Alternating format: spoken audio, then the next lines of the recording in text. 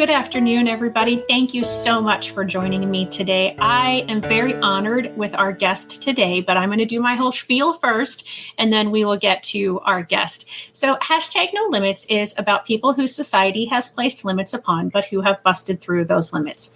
Ophelia says in Hamlet, "We know who we are, but not who we will be." And I believe that to be 100% true, and that there is no better example than the caterpillar turning into the butterfly. The caterpillar literally dissolves into its cells and then reforms itself into the butterfly. As if that was not difficult enough, then it does need to struggle to get out of the cocoon in order to be strong enough to fly. That's not an easy task. Of all of the guests that I have had to date, my guest today has probably come the closest to dissolving into cells and reforming. There will be a graphic picture that I will show later on. I just want to give you the heads up about that, because what happened to John is extraordinary and very scary. And I'm going to let him do all of the sharing about that. So John, thank you so very much for coming on #NoLimits. Give the audience just a little bit about yourself.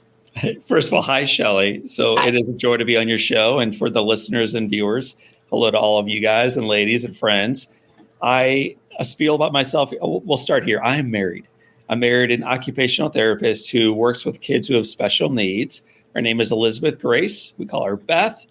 She's awesome. She's brilliant. She's beautiful. She has helped me flourish. So I love her and I'm wild about her. She gave me 4 kids. So I'm a dad of 4. I'm a son to a man with Parkinson's disease named Denny Leary, who is just my inspiration. His caretaker is his wife and my amazing mom. Her name is Susan. She's brilliant. I have 5 siblings. I'm a speaker and a writer and a coach and a podcast host and have a lot of other roles, but primarily just profoundly grateful for the life I get to lead. Not easy most days, but it's a really good life. Yeah. And I so appreciate that you started off talking about your wife, because as a wife, that would be such an honor if when my husband is introduced, he starts to talk about me, because that just would show the love and admiration that he and I have for each other. And so I very much appreciate that. And the fact that, this is a show, typically my guests are talking about their child or they themselves who've had a disability and how they have busted through limits that, people have set upon them. And so the fact that your wife is an occupational therapist, as a former special education teacher, I learned so much and had such great admiration for the OTs and the CODAs that I worked with. And they do phenomenal work. And so tell her thank you for me, because I can't imagine what it's been like these last few years during this pandemic. I left teaching about 5 years ago, and it was difficult then to do everything that we needed to do. I can't even fathom what it must be like now. So yes, John, tell us why you're here today. Why did I reach out to you to tell your story? Well, hopefully we'll figure that out together as little butterflies fly forward. But I think the primary story of my life that's most stunning and most tragic and ultimately most redemptive is at age 9, I was in a house fire. And it's a shocking moment, but at age 9, I got burned on 100% of my body, and 87% of those burns were 3rd degree. It happened in a gasoline explosion in my garage. Michelle, you know the story, but in short, I'll give a little bit of the background. A week earlier, I saw kids in my neighborhood playing with fire and gasoline, and just observing these little boys, I figured if they could do it, so could I. So that weekend, my mother's out with a couple of my sisters. My father was at work. The house was mine. I walked into the garage, bent over a can of gasoline, poured a little bit of gas on top of a piece of paper that was lit with gas, with fire. And before the liquid even touched the flame, the fumes created this massive explosion that split the can in 2, launched me 20 feet against the far side of the garage, set my world on fire. You talked about that butterfly cocoon experience. This was it for me. I'm trapped in a garage. Yeah. I'm covered in gasoline. I don't know which way is up. I don't know what has happened. I know that I'm on fire. I know that I'm scared. I know that I'm in trouble. And I just panicked and I ran. and a story that I very seldom share, but I want to make sure our listeners and viewers recognize how little John did for himself. I'm the recipient of grace and leadership and love and vision. But my brother Jim actually eventually hears the screams at first from the garage, and then eventually I make my way back into the house, stand on top of a rug burning, just screaming for a hero. And I see my brother Jim coming toward me. He's 17, I'm 9, and I'm watching this guy come toward me thinking, God, anybody else, not him. He can't fix what's wrong with me. He's my older brother. And yet this was his moment to step forward and to shine himself. So that day, my brother Jim picked up a rug. He beat down the flames that were leaping 2.5 feet off of me. He wrapped me in that rug, carried me outside, rolls around on top of me, runs back into the house, calls 911. Long story, tragic story, made very short. 1987, the lifesaver of the year for the state of Missouri was not a Navy SEAL, was not some police officer, a great special ed teacher. The lifesaver of the year was a 17-year-old, pimple-faced, selfish jerk brother named James, who he himself changed. So I want to make sure on the front side of our conversation, we don't wait for John to show us how he became a butterfly. But the cool thing is, in going through this tragic experience, those around me went through their own metamorphosis. They went through their own transformation. And in doing so well, they not only changed themselves, but they changed me. Wow. That's so awesome. Such a beautiful dedication to your brother. And just, because while the butterfly and the caterpillar go through this by themselves, we as humans don't. We're not meant to, I don't believe. And, the fact that you can honor your brother in that way. And I would be interested in, maybe he shared this with you. What were his thoughts when he saw you coming at him? Yeah, it's a stunning story, really. And it's so emotional that it will require a stiff drink and some Kleenexes nearby. But here it is. When he heard the explosion, he wasn't sure what had happened. And Sure. then he heard the screams and he recognized something was wrong, but he still doesn't know what happened. Right. And then he smells smoke and he gets a sense for generally like something happened, but he doesn't know to whom and where. And so he's sleeping in the basement that morning, January 17th, 1987, comes from the basement where he slept. But, we have a nice house, but too many kids, 6 kids, so get all over the place, man. Pick a closet and go to bed. Right. So he's in the basement sleeping. He's the oldest. He's made that his room. He then comes through the basement steps, now into the smoke. He looks to his right. That's the source of the screams. And I'm on top of a rug just screaming for a savior, a helper. And he runs without even pausing. Normally you have to pass go. He doesn't. He just runs right toward me. And, if listeners, I don't know what you do during difficult moments, but I normally run from them. That's the normal thing to do when the bombs start falling. And I think part of the movement, as we have followed what's taken place in the Ukraine, is to choose to stay present with our brothers and sisters, with our spouses and children, to remain present in the midst of a storm. That's what he's about to do. He comes into this fight with me. He picks up the rug. It's the one you're supposed to wipe your feet on, races over to me, beats down, trying to put out the flames, swings twice, and then a third time. And then I remembered he pulls back, Shelley. He drops the rug because he burned himself. And when we touch something hot, what we naturally do is we drop it. Right. And what is totally unnatural, and it is ultimately what he chose to do, and it is a choice. He comes back into the fight, recognizing it's not about him. He picks back up the rug, steps back over to me, this little man, 9 years old, burning in front of him. And he swings down a 4th time, and then a 5th time, and then a 6th time, and then a 7th time for 2 minutes, burning himself. I mean, this is an incredible hero's movement, saving my life, risking his own life in doing so. And so, yeah, it was not an easy, well, he quickly put out the fire, and then what happened? No, it was not easy, and it was not painless, but nothing good in life is. Your example of the caterpillar and the butterfly is apropos. Like nothing worthwhile, no goal, no dream, no child, nothing worthwhile is actually easy. But it is ultimately worthy, and it's not worth waiting for someone else to do it. We are called to be that change agent for good. Yeah. That's phenomenal. I can't, I mean, I'm picturing what you're saying, but I can't imagine, I had a situation growing up where, my brother was a hero and kept our dad alive in a situation where our dad and him were out in the woods. They were chopping firewood. A tree fell and just sliced my dad from one side to the other. And my brother, he was 13 at the time. And it was just him and my dad. They were 6 miles away from civilization at the time. And my brother ended up having to get him, brought him back, drove a truck, a stick shift, 13 years old, drove it the 6 miles back to civilization, which was our home. And then, basically carried him into the house and then called the ambulance. And I mean, yeah, he talks about that too. Like, yes, I just reacted. I didn't think. I just knew that something had to be done, and I was the one who was going to have to do it. Mm. Well, you grow up quick during these moments, and your brother certainly did, and my brother certainly did as well. What examples they are. Yeah. Yeah, we have some awesome big brothers to look up to, in more ways than one. My brother's 6'4", so I have to look up to him physically too. And the beautiful thing about both stories, 6'4" brothers and mine, who's closer to 6 foot, they are imperfect. They say stupid things. They make big mistakes. They are far from being angelic saints.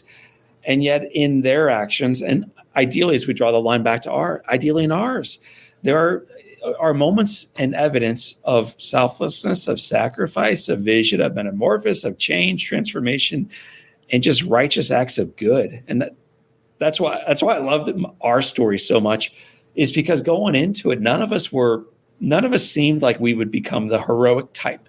We're a Midwest family, ordinary, middle class, fight all the time at dinner time, elbows on the table. And yet through this experience, my brother stepped forward, my sisters in unbelievable ways stepped forward, and a mother and dad who had been through nothing difficult, nothing like that at least, showed the way of what it looked like when you embrace a struggle and then take the best of it going forward and transform it. Yeah. So the accident has happened. The ambulance comes. Everybody's at the hospital. What was your chance of survival? Right. So medically in 2022, the way they work the odds is they take the percentage of the body burned. So we can do math at home. Grab your child's pen and here we go. 100%. That's how bad the burn was. 100%. They add your age. So for me, 9, and they've got mortality. So in 2022, there's 109% likelihood of this child dying. Right. So 35 years ago, the odds were just nil. There was no pragmatic possibility of this little boy surviving. Yeah. And here you are 35 years later. So I am going to share your website really quickly. And it starts off with, and I'm going to scroll up, but this, I had to put this first because I talk about this, that I'm, trying to make the world better for all, one IEP at a time. And it's kind of different wording, but the same concept. Together we can change the world, starting with our own. And I loved that saying. And you have so many of them here, but I want to scroll up to, and this is your website. It is JohnO'LearyInspires.com. And so here is you prior to, I'm guessing you were a lot younger than 9 in this picture.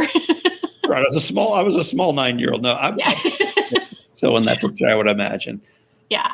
And so if I'm giving you a chance, if you're watching and you want to look away, because this is the picture, I presume this is you the first night in the hospital. That's right. Taking the day of. Okay. Yeah. So anybody look away. Oops. Okay. The picture is gone. And now we have another picture. Do you know approximately how long this one was after the accident? Yes, that's getting close to homecoming. So that's about 5 months into recovery. And the picture you saw a moment ago from that you covered up appropriately quickly just scratches the surface at the tragedy, the difficulty that burn patients face. And I almost look at our story as like secondhand talent at this point in my life. I'm 45 years old.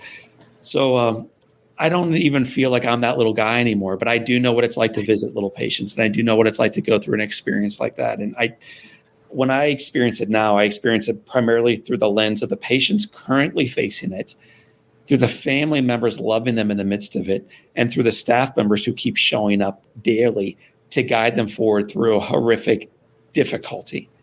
It's not a quick fix, and it's not fun, and it's not pain free. It's extremely difficult, and you are not paid enough, whether you are the parents of that child or the OTs, the PTs, the special ed teachers, the nurses, the CNAs, the RNs. No one's paid enough to do this work. And so then you ought to ask yourself, why do it? Really, why do this? Why show up for a child who's not supposed to live? Why go into the IEPs for a child whose life is going to be filled with challenges? Why do this work? And that's when it comes around to mission. This idea that miracles still happen, that every life does indeed matter, and together we can make a mighty difference. And it does start one life at a time. And usually it starts with a reflection in the mirror. So when I look at that picture, whether it's the one with the little boy in the wheelchair 5 months into recovery, or that picture taken in OR the day of, I am in awe that a doctor stepped in and imagined that he could do something about this. That support staff stepped in and said, you know what, it's unlikely, but we're going to do the work. That a mom and dad who weren't trained for this and weren't prepped for this would step in that day and the following, and then the following, and through all those heartbreaking sleepless nights as they're going through their own fire experience, and they kept coming back and serving that little boy through it all. So for me, I'll put it to you this way. I wrote a book 5 years ago called On Fire. And when they first came up with the cover art, there was a picture of me wearing a suit, tie, staring right at the reader saying, people, look what I've done. You can do likewise. So I made them redo the cover art because I'm not the star of the story. So when you look at a picture of On Fire now, it's actually like smoky mirrored. It's called foiled image. It's a foil wrap on the front of the book, so that when you look at On Fire or the words John O'Leary, you don't see John's greatness. You look at the fire and you see the foil wrap, and you actually see a reflection of your own, because we are calling out of people what is possible in their lives. So I love the design that they've ultimately landed on, because we remind our readers that this story is about them and the work that they do and the ability they have through their lives to be change agents, to be miracle workers for those they serve. You are so humble about all of this. And I very much appreciate that about you, because you certainly could make this, all about you and how tragic it was. And I love this attitude, which I'm guessing is where Live Inspired, your podcast name, comes from. And we'll get to that in a little bit. But I want to continue to talk about that journey that you faced. Can you remember? So you said 5 months, 6 months ish that you were in the hospital. Can you remember some of the things that you were thinking your life was going to be like from that point forward? Yeah. So it's odd because there's like years of my life. I don't know if I remember a moment from them. Like, what happened to my 20s? My goodness. But that age 9 year, it seems I almost remember a bit of every day. So I remember it in great detail, the bandage changes and the blood technicians coming in and getting sick every night, and the itchiness. I don't know why, but when your skin starts growing back, it is intolerably itchy, and the inability to communicate because they had a trach. Early days, the first couple of months, the swelling was so intense, my eyes were swollen shut. So I remember all those experiences, but I also remember the good ones. The visitors coming by, my mom and dad being there at my side day after day, the Hall of Fame announcers and the football players and the St. Louis Blues hockey players and the baseball Cardinals players, and letters that came in from Ronald Reagan and Nancy and Pope John Paul II, and stories of people in Israel planting trees on our behalf. And then they start bringing in box loads of letters from school-age kids around the country, and that was inspiring. So I remember all that. You asked specifically, though, about, do you remember what you thought your life would look like? Yes. 2 things about that. Number one is I knew I would get out. It was very clear that this was not going to be the final chapter. And I credit my mom. The humility you feel is not faked or feigned. It's just It's just recognizing how unimportant I am in all of this. So like I am the benefactor and the recipient of amazing grace and love and leadership. And my mom is part of that. So she came in on day one and told me she loved me. And I remember as a little boy looking up through, these little eyes saying, Mama, knock it off with the love. Am I going to die? Am I going to die? Right. And she looked at me and said really boldly, do you want to? Your whole hashtag no limits. Ultimately, you've got to get people in a position where they can decide and determine to have no limits for themselves. That's the ultimate call of an IEP or of leadership or vision, so that you eventually step out of the room and they can see it for themselves. So I looked at my mom and I said to her, Mom, I don't want to die. Geez, I want to live. And she says, good. Then take the hand of God, walk the journey with him, but fight like you never fought like you never fought ever before in your entire lives. Your father and I will be with you, but you've got to fight, John. So on day one, I made a commitment. You said about, did you have vision? Yeah, I had a vision of fighting forward to go home. That was the one vision I had. And we got there. But the difficulty was, and you know this from your old days of working in the classroom, as great as it was to get home, it did not get easier. I still, for the viewers, I don't have fingers. They were amputated in hospital. They haven't grown back. I can't get out of the wheelchair back then. My skin has been profoundly changed. And so all of the skin on my body, you talked about the cell metamorphosis. Every single bit of my skin from my neck down comes from my scalp. So they took layer from skin from my scalp, piecing me back together piece by piece, slowly giving a little boy back a chance at life. But what kind of life is this? I can't do anything. So I'm a victim to my circumstances. I have plenty of limits, all of them self-imposed. Now, you could argue, well, yeah, true, but you also got burned and you're in pain and you can't move through this. True. But the greatest challenge that I had as a child was recognizing in my own mind's eye, my life is over. So I'm 9, I'm home, I live, but what life is this? Right. And so this is when my beautiful mom steps in, and she's a history teacher, 3rd grade history teacher, but also toughened by raising 6 kids. So she made a phone call to a teacher that I think changed my life. She called a piano teacher. This woman taught music in our school growing up. And Mrs. Bartello comes into my home. The house has been rebuilt. The teacher walks into the room. My mother looks at me, and I look up at her and I say, Mom, what is she doing here? And the cool thing is my mother did not say a word. Instead, Shelly walks into the room, bends down next to me, unhooks the brakes of my wheelchair, rolls me away from the pity party. I've been there long enough. At some point, you got to bust out, takes me down a hallway. I look up halfway down the hallway and I say, Mom, where are you taking me? Not a word, Shelly. There's power in silence. She takes me into the living room, locks the brakes, walks out. A piano teacher walks in, puts her arm around me, and she says this beautiful language in 2022. We need it with what has taken place in the Ukraine and in schools and in families and with racism and injustice and challenges personally. It's everywhere. It is everywhere. We need these words. I heard them 35 years ago, but maybe you need to hear them today. So the words the teacher said to me were these, looking in my eye, arm around me, said, John, this is going to be really, really, really hard.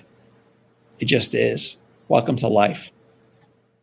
And we can do it together. So I'll say that one more time, and then I'll tell you what she did, and then pass the mic to you. So true and beautiful.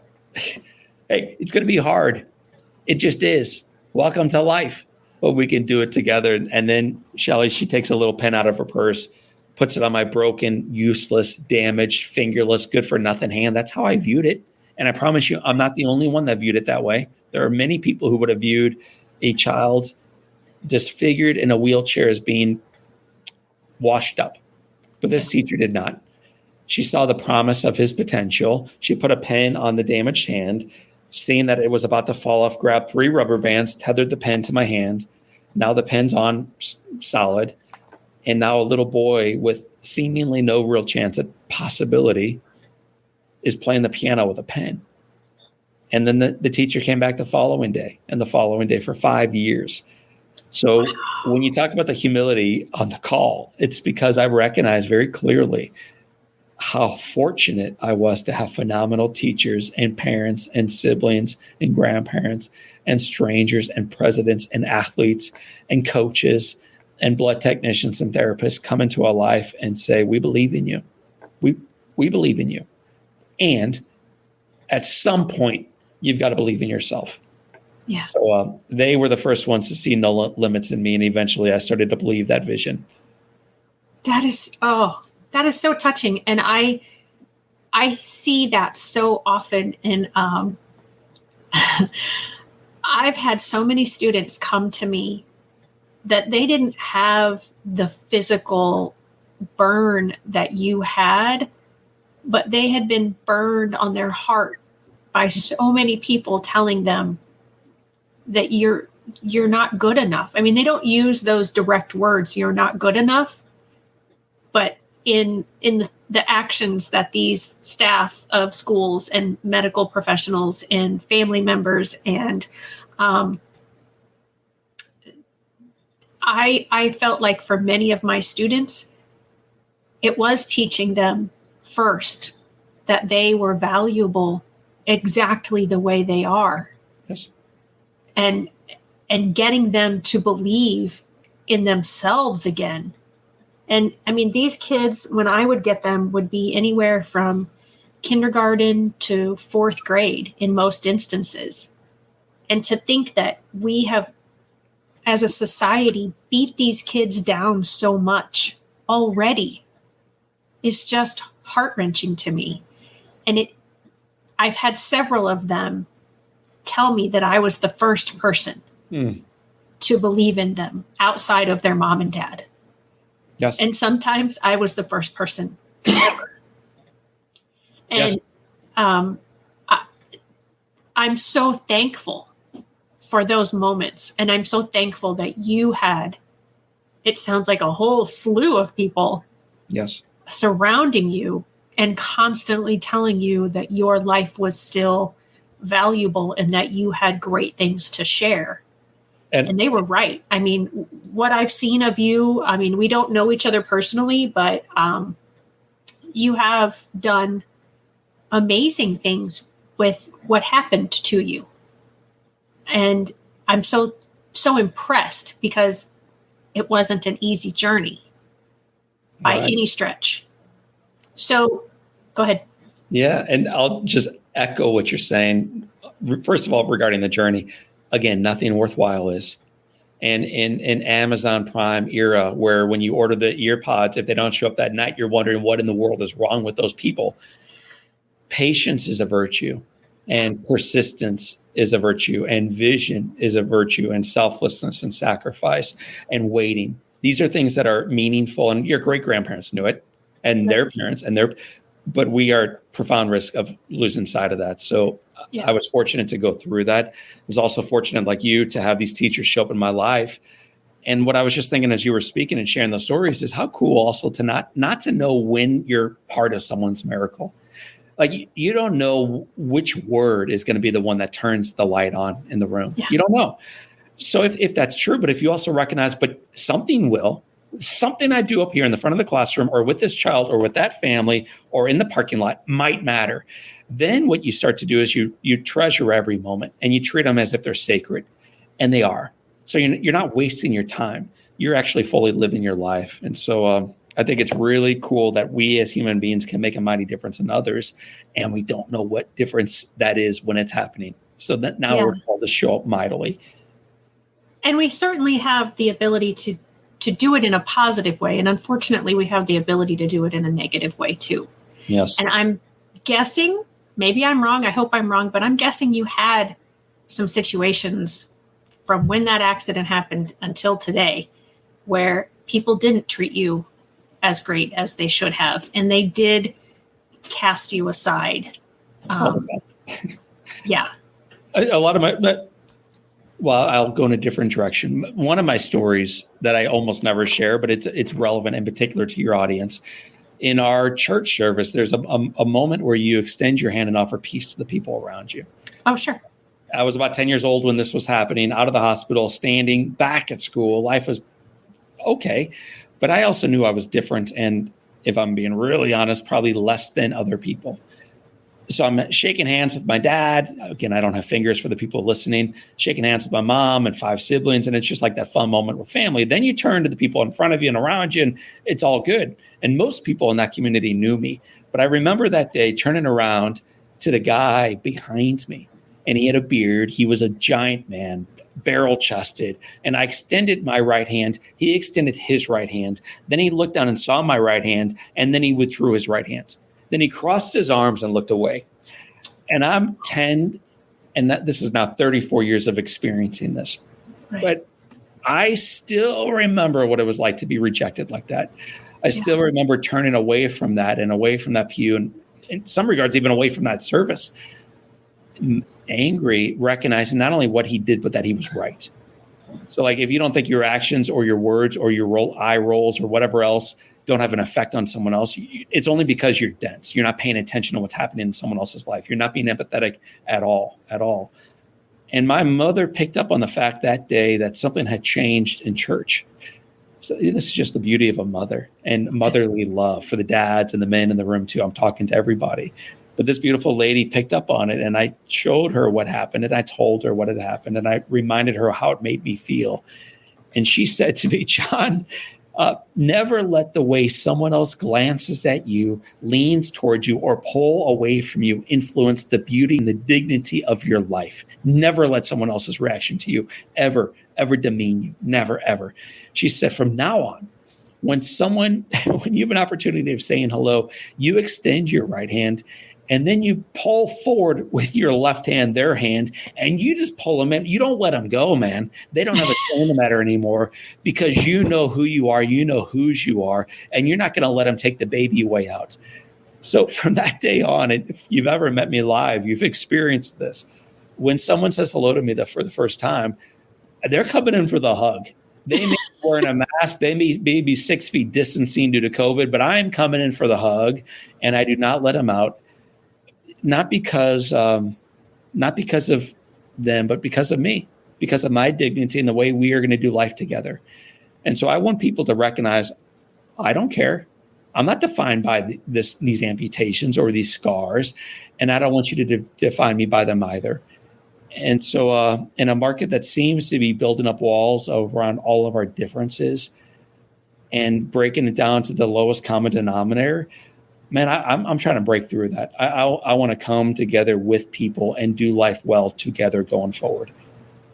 Yeah, that's so beautiful. And I applaud that thinking, because that's kind of what I'm trying to do with this show. I wrote a book, and hold on one second. I can't believe it's kind of out of my reach. But for those who are listening, you're not going to see this, but it's called Those Who Can't Teach. And I had the opportunity to share the stories of 9 different individuals and families who have special needs and tell their journey, because I want to share how normal most of their life is.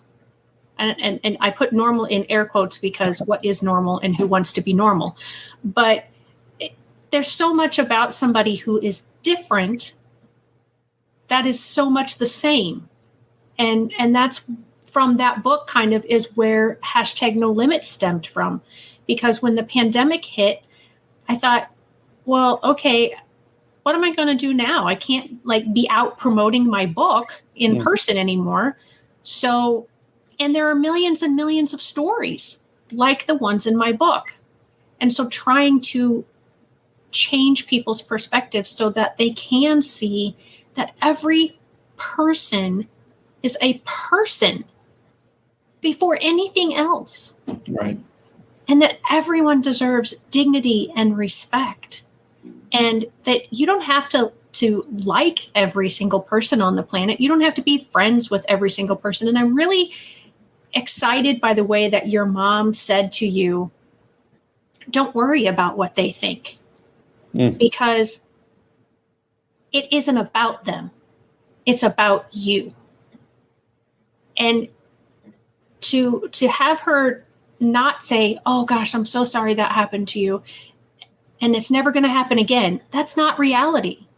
The reality is there are always, unfortunately, That's right. going to be people who, for whatever reason, withdraw from other people. And so for her to just say, don't worry about that. It's going to happen. Here's how you deal with it. But to try to get, like I said before, just a few minutes ago, the doctors, the medical staff, the teachers, the family, the neighborhood, whatever, just treat everybody like a person first. Right. Well, can I just echo that for a moment? My Yes. mom recently fell and broke her wrist and had some other health complications and happened to be hospitalized where I was treated and happened to be on the same floor, believe it or not, where I was treated. And then from her room was the waiting room where they waited outside of every surgery and bandage change and everything else where they were kicked away from me. That was the room. So we could see the very room that was so monumental and unchanged, by the way. Same paint color, same chairs. From my gosh. It's been cleaned, but it was the exact same room. And so she and I were talking about people who dramatically influenced her. And I'm sharing the story because sometimes when you hear a story like the one you and I are talking about, it's so grandiose in some regards. So I wanted to share my mother's response to a question when I said, Mom, who had the greatest impact on you of all the visitors? And again, these are Hall of Famers and ball players and celebrities, and the who's who of the 1980s swung by and visited this poor little boy dying. Right. And she saw them all and she was greeted by them all and she was inspired by them all, which was why her story was so meaningful when she said, John, the darkest day of my life was when they took your fingers and we walked out of your room that night. I walked out, she said. I walked out of your room that night at about 12 o'clock. And I did not know how you would respond. I did not know if you would be there when I came back the following day. And we'd been going through this epic journey for 3 months. And I wasn't sure if it was still worth it. And I was just losing hope and losing steam. And I was just totally on the end of the rope hanging down. And she said, so she comes through the burn center, double doors. They open up. She's now crying in the hallway by herself. There's no one there at midnight. Walks past this waiting room to go down to where she stays.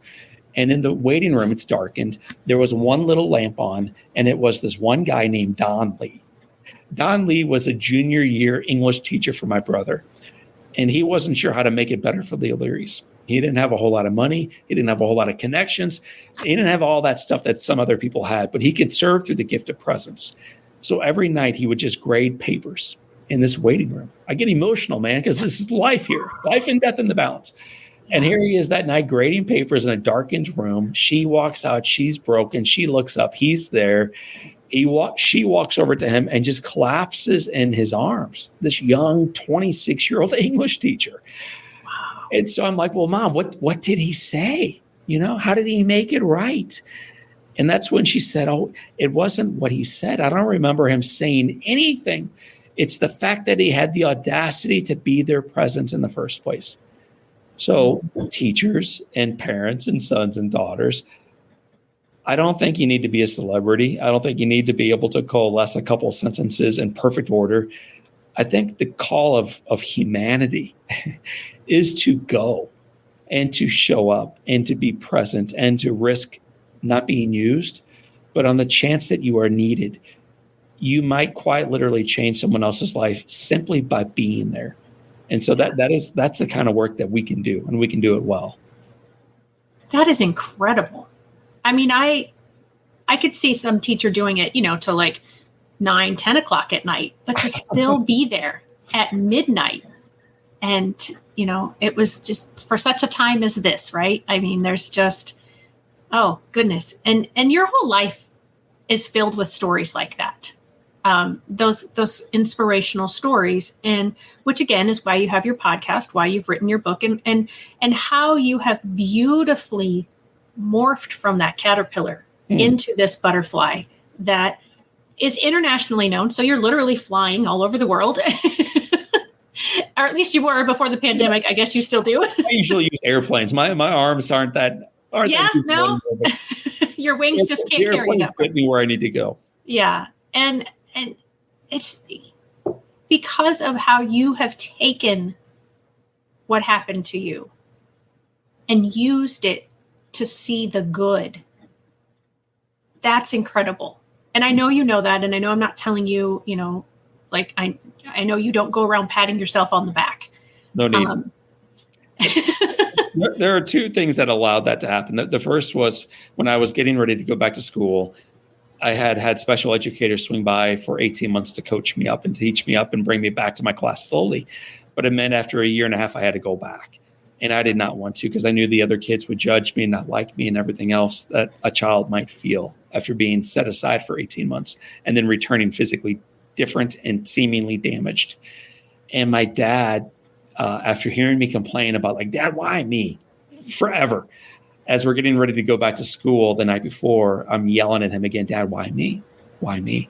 And eventually this wonderful guy, he's so awesome. He stands up, shuts the bedroom door, but unfortunately comes back into the room. Like, so he shuts the door so no others cannot hear what's about to happen.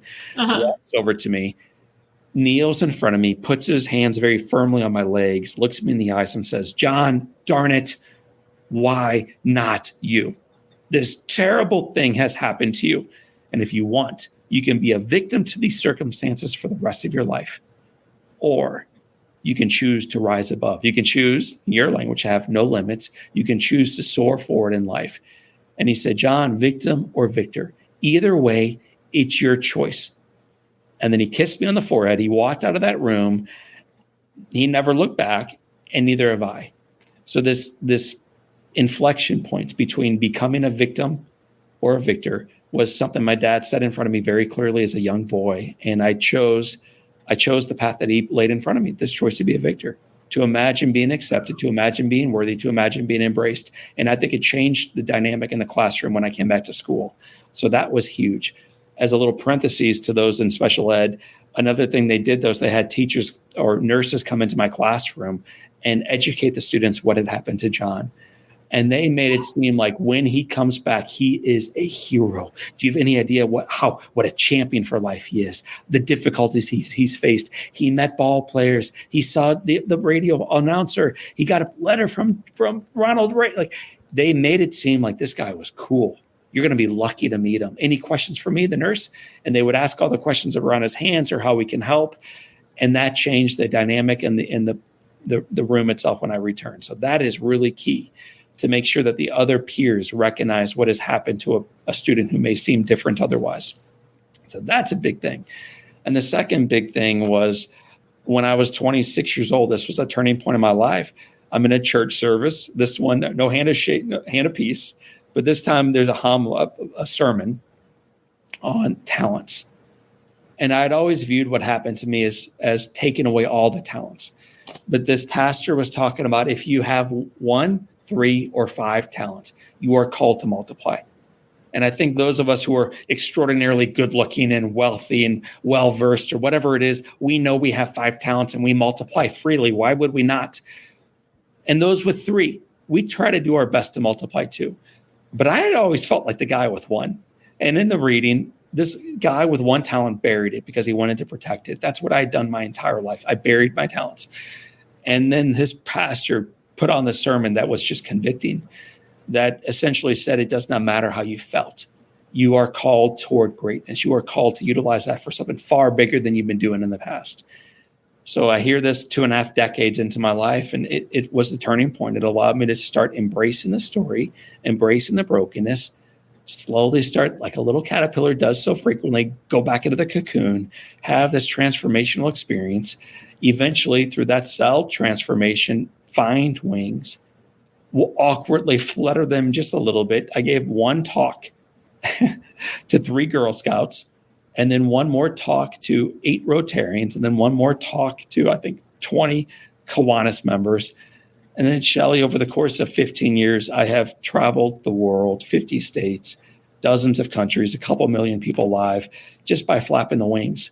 But it was one group, 1 change, 1 word, 1 deed at a time. So for those of us who are trying to change the world, me too. But it doesn't happen usually by flying to Ukraine or flying to London or flying to Rome. The transformation we seek starts with the reflection in the mirror, and then with the very first person we see as we step into the day. And that's the transformation I'm trying to implore our audiences to embrace. This is a beautiful gift to first become the change. You mentioned a quote a moment ago. You started quoting Martin Luther King Jr. You don't have to like everybody. You just have to love them. Yeah. You don't have to like everybody. You just have to love them. Well, that's the goal of life. You don't have to like them all, but you have to love them. And you have to start with a reflection in the mirror. And that is a really cool way to begin transformation. Yeah, absolutely. And something I'm so profoundly impressed with the nurses and the school that you went to. That is something that needs to happen for all general education classrooms, in my opinion, because we spend so much time in special education teaching that one child how to behave, how to be in the classroom. Right. But we forget to talk to those who are already there waiting for this person to come to their classroom. Yes. And teach them and let them ask questions and to let them know it's okay that someone is different and that it's okay to have questions about that difference. If we never ask questions, we never learn anything. I'm a social butterfly, to play off your example. I'm a very social guy in a fraternity, social chairman, president, all the titles. So I'm blessed to have a lot of friends. At our wedding, though, when Beth and I were married, the majority of our friends were from my grade school class. So you have to ask yourself, like, why? Why not more college fraternity? There were a lot of fraternity friends there. Why not high school buddies? A lot of high school buddies. Why not work peers? A lot of work peers.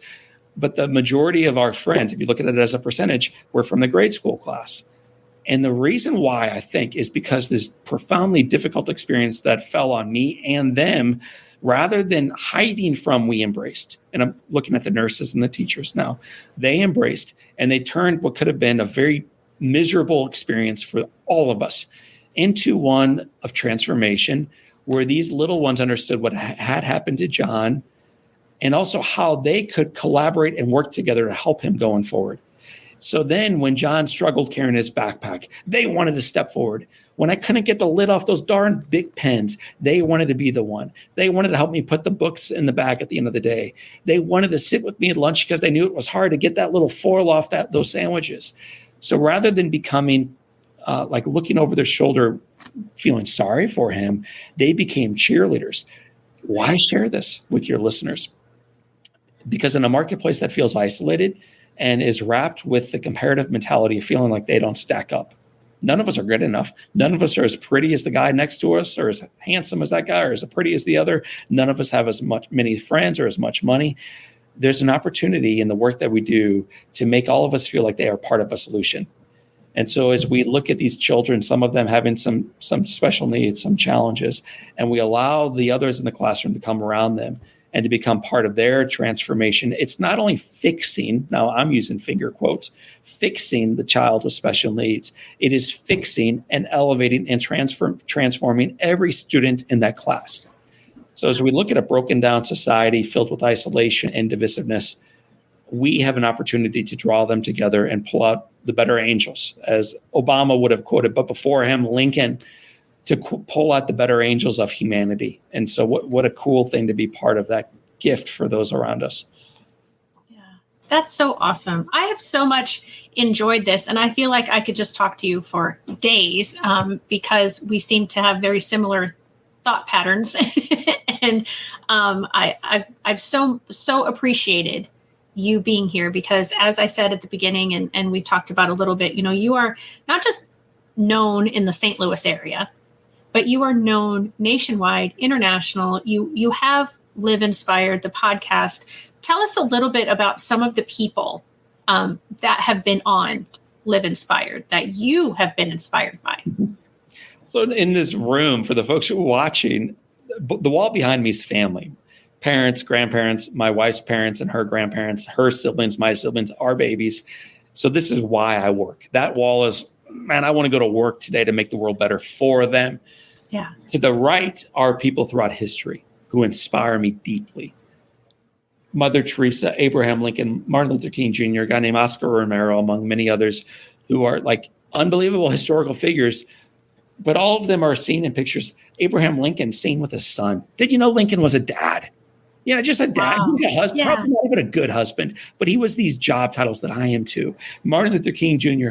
Did you know before he gave I have a I have a dream. dream speech. Mm-hmm. He had kids. He's married. He's a 26-year-old pastor. I think he's in Montgomery, called forward with the bus sit down, Rosa Parks. That's his introductory into the spotlight, a spotlight he did not clamor for. So he's a dad. So I try to be reminded as I look up at this wall, these historical icons. They've had bad breath in the morning. Forgot to change the diapers and take out the trash. Ordinary people. So I want to be like them. But the conduit toward them is my podcast wall.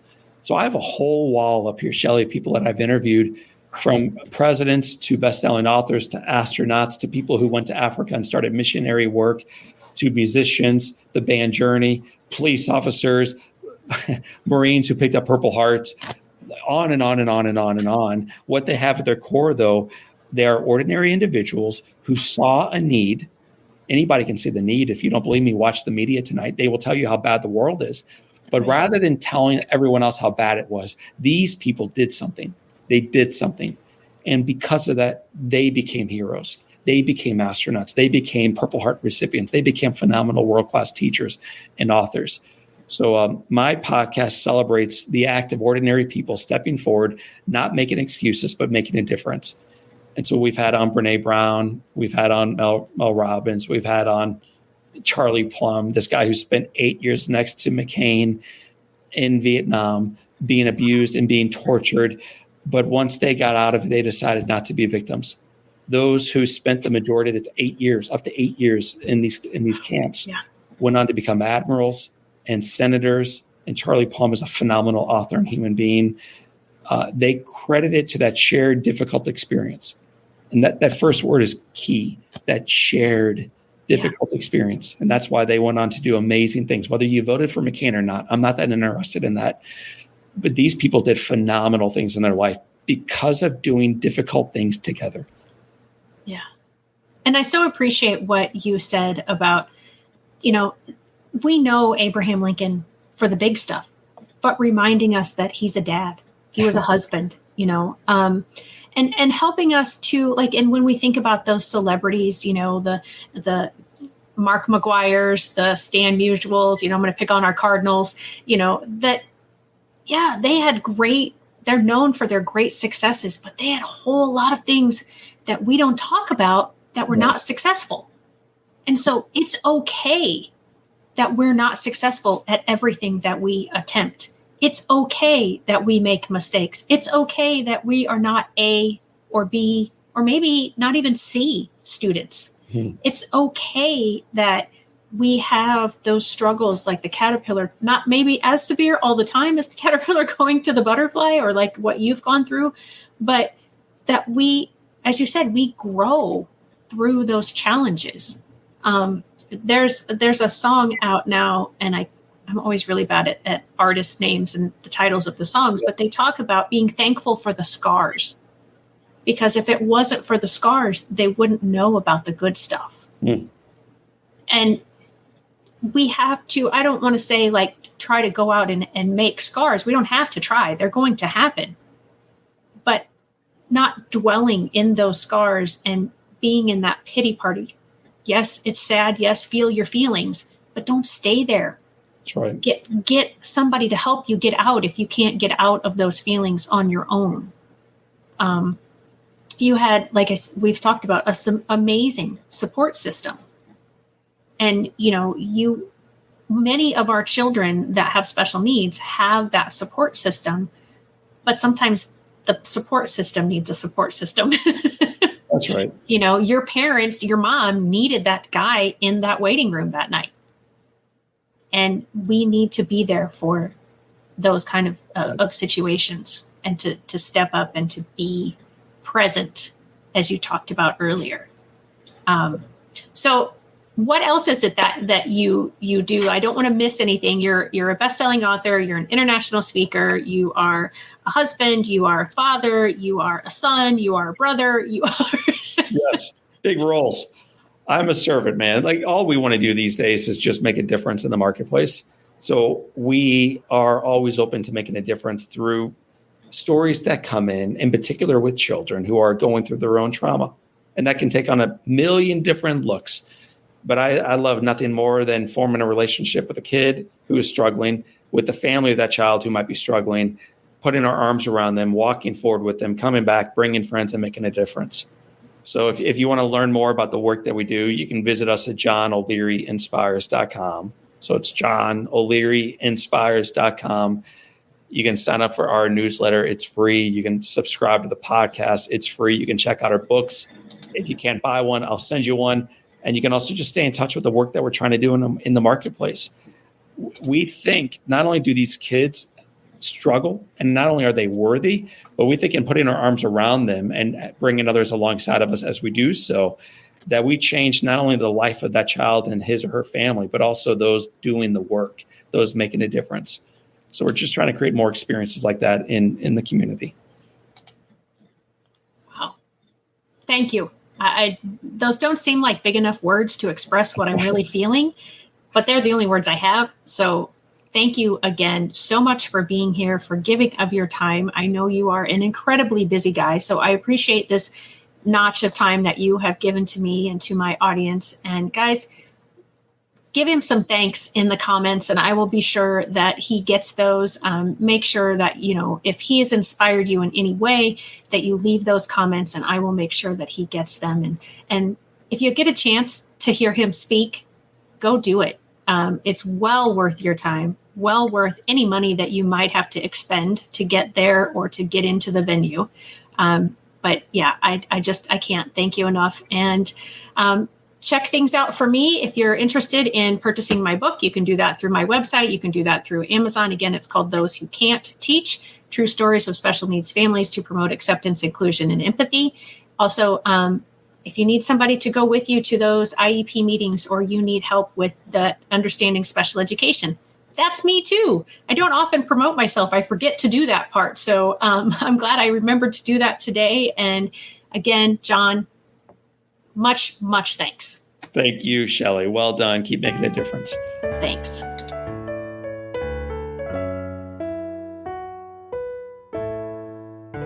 Hey, parents and teachers, are you tired of IEP meetings that feel like a battle? Let's put an end to the tension and create a collaborative, calm, and respectful environment together. Shelley Keno, your go-to IEP consultant, can transform your meetings into positive and productive experiences. With Shelley Keno, your child is her top priority, your voice is heard, and you become confident. Shelley Keno is making the world better for all, one IEP at a time. Visit www.shelleykeno.com for more information and set up your free 20-minute consultation today. That's shelleykeno.com, SHELLEYKENOW.